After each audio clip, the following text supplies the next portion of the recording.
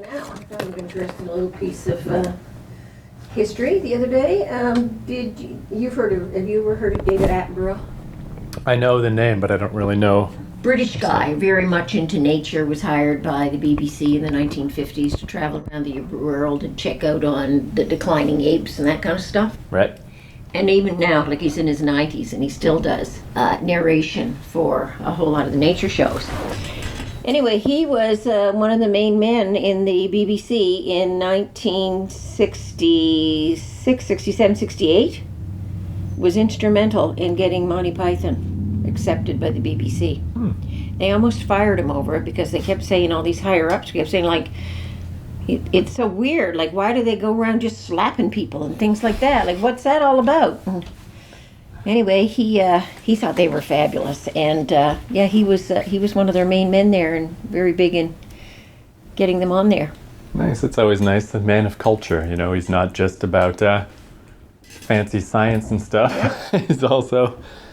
And he said how, you know, in those days, like the BBC didn't have a whole lot of money, so the nature shows that he was doing, a whole lot of those, he and his crew had to pay, like when they went to places like the Congo and that, to check out on these apes, they paid their own way, because there was just no money in the BBC for it.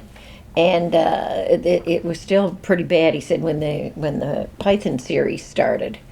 And so the early shows are, you know, they don't have a whole lot of scene changes in that, because money was tight and they didn't know how well this was going to go over. It kind of reminds me of, I don't really know the details, but I think I heard something similar about Jacques Cousteau, that it was always this shoestring thing, and then all of a sudden it was like this underwater sea boom. One of his movies became really successful, and all of a sudden he was the new cool he was thing. The man, yeah. But before then, it was tough to do these things. They had to really struggle. And if they wanted to do it, they had to dip in their own pockets to do it. Yeah, and I guess it's one of those things that you never know. In hindsight, we know what was famous and what wasn't. But you never know at the time, which kind of ties in to what we're doing this week. So I thought we were done our Monty Python Odyssey last week. And I think this would have been a good time to just move on, but I realized we got to do one more week. We got to do one more. Okay, we need something to upswing it from that Spike Milligan. Yeah, this will probably be a pretty short podcast, I assume, because I doubt there'll be a ton to say about this. But I suddenly remembered how we got on this path in the first place. It was that somebody in a YouTube comment recommended to me the Marty Feldman Comedy Machine. Oh, yes. And then I was taking a look at it, and it's from 1971. And I didn't want to start there because it's like, if I want to learn what's going on with Marty Feldman, I felt like I had to go back. So I went back to, he started as a comedy writer, and the first time he appeared on a sketch show as an actor was at Last the 1948 show, where I was surprised to see Graham Chapman and John Cleese.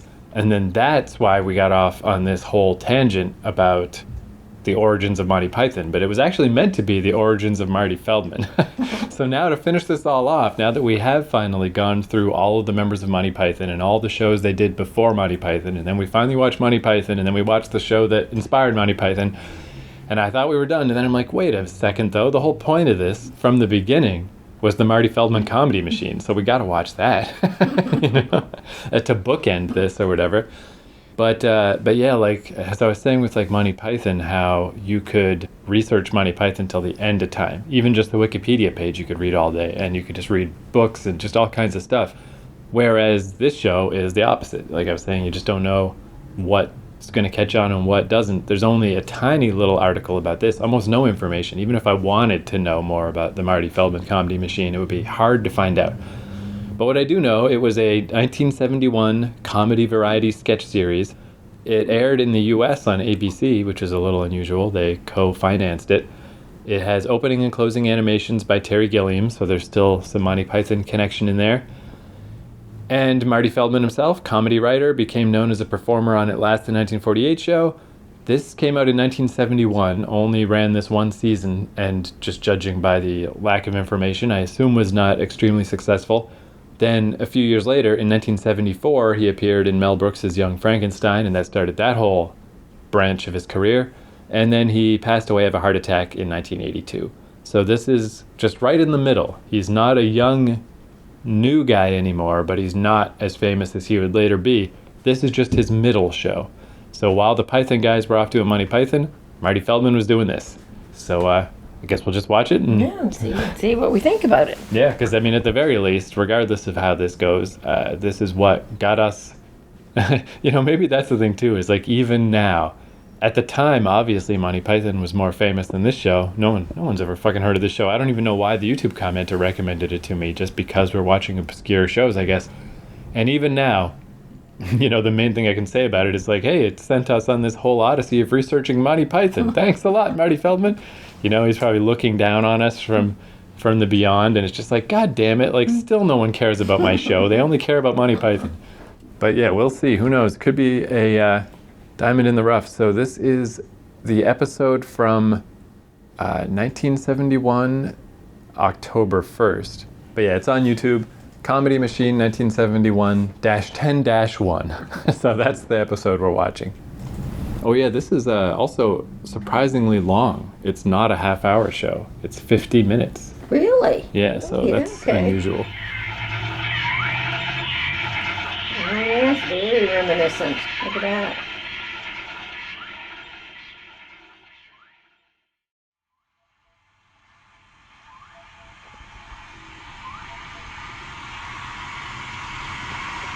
It's kind of surprising that they were so reticent about showing Monty Python in the States when that's sort of similar, right? I mean, it's got the Terry Gilliam cartoons, and it's certainly weird, I don't know. It's like funny that would be on American TV, but Monty Python was too far because it's not as good, but it's not like miles different. It would have been if they had taken each of those skits and halved them. Because they just kind of kept repeating.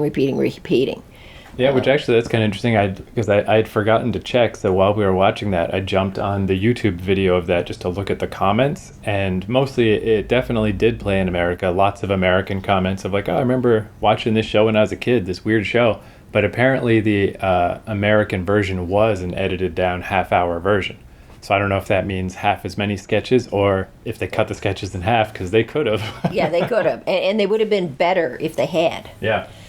So that's good to know in a way. It's like the American version probably was better because, yeah, like you'd always like get the gag and it's kind of funny. And yeah, then it would just go on and on and on and on and on.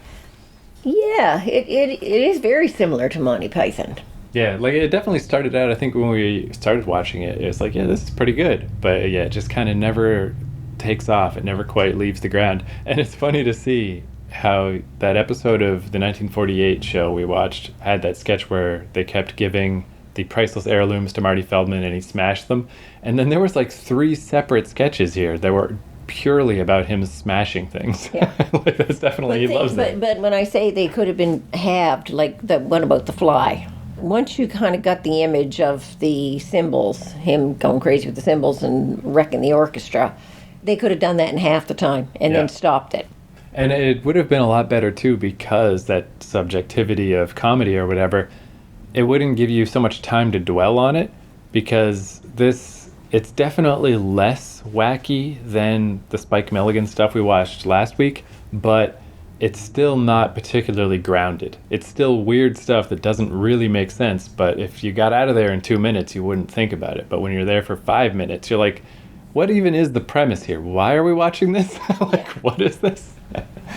And one thing I was very surprised about is Orson Welles. I really don't know much about his career. All I knew in general was when he was young, he did the famous War of the Worlds radio thing. Then obviously Citizen Kane, which is just weirdly overpraised, because I've seen it and it's not that great. It's fine, whatever. The film angles and shit are good, but as a story, wildly overrated. But that was his big famous thing that he could never live up to ever again. And then all I knew was that at the end of his life in the 80s, he was doing commercials for frozen peas, and you could find funny outtakes where he's just drunk and fed up with these fucking commercials that he's doing. So this is obviously not that late into his career, but I guess this is just what he was doing at the time. He was just doing sketch shows and stuff. But his parts in it were actually the better part of the show, because they were very short. That last one where he narrated the the Royals. Yeah, which is a good example. That was long, but the actual other show parts that he was in were very quick and very. And that is a good example of, like, it's a funny premise, the idea that aristocrats are escaping, or, we're losing our aristocrats. They're dwindling. So it's like one of those documentaries about pandas and how finicky they are, except now it's what do we have to do to make the aristocracy have heirs? And it's like sort of a funny premise, but it almost would be better if they just said, wouldn't that be funny? And then not actually show us all that stuff. But even again, if they had tightened that down to half the time, they could have really tightened it up and made it a much more effective little skit. But very bizarre, too, just to see actual Orson Welles. Because I'm so used to Orson Welles parodies. I've seen a bunch of Orson Welles, like making fun of I'm Orson Welles. But that's really him there. That's the real guy. That's just very unexpected. I had no idea Orson Welles was on this show. Well, particularly, too, a lot of those YouTube comments I saw were people that at the time were like 8 or 9 years old, and they just had they're like, man, I haven't seen this show in 40 years, like 50 years, I don't know, a long ass time. And they just vaguely remembered it from when they were a kid. And that would be the best way to see this show. It's 1971. You're 9 years old. This comes on TV. It's really weird, and you just remember the weird-looking Marty Feldman destroying everything. That probably is a pretty good time. Yeah, he destroyed an orchestra and a car. And not just a car, a Rolls Royce. But I can see why he is not remembered for this. Yeah. Because this is no Mel Brooks production either. Right. And that's really his claim to fame, is through the Mel Brooks movies that. Yeah, so I guess if we were to follow the Marty Feldman thread, which it's not on my docket, but if we ever do, maybe down the road somewhere, we'd have to jump from TV to movies, because that's obviously, where things really took off more. So again, I guess just interesting to see, interesting little piece, but I guess the same thing I said at the start, I'll just say again, like the best thing about that show is that it caused me to research Marty Feldman and find out that he started with the Pythons, and that led us to Monty Python. So I apologize up there, Marty, but it's just true that Monty Python casts a long shadow. So that's what really stands out. It's funny too, just to see in the credits. It's almost like The Shadow of Death, and they're like, and starring Spike Milligan, just because we had such a bad time with his show last week. It's like, oh no. But he was only in it a little, so it was fine. Now, it's interesting, though, how many of those shows had no speech in them. Oh, yeah, that's right, just because of this... Car, The Fly... Orson Welles narrated, like, three different things. Yeah, but even that, he did the narration in it, but the people themselves in the skit did not talk. Yeah, which we presume is that American... trying to make it more palatable to an American audience is like, let's cut back on the people talking. Yeah, because I doubt that's coincidence. That seemed pretty deliberate, pretty distinct. But anyway, I guess next week, let's completely jump ship now. That's more than enough sketch comedy for a long time. Yeah, I agree.